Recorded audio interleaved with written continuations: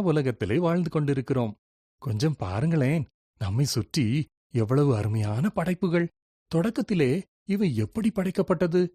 இதைப் பற்றி வேதம் என்ன சொல்லுகிறது என்பதை சற்று பின்னால் சென்று பார்ப்போமா? ஆரம்பத்திலே தேவன் வானத்தையும் பூமியையும் படைத்தார்.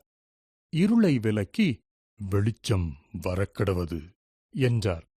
வெளிச்சத்தை பகல் என்றும் இருளை இரவு என்றும் அழைத்தார்.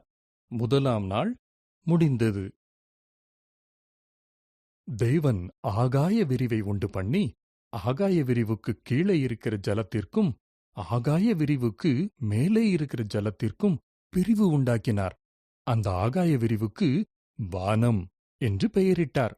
இரண்டாவது நாள் முடிந்தது.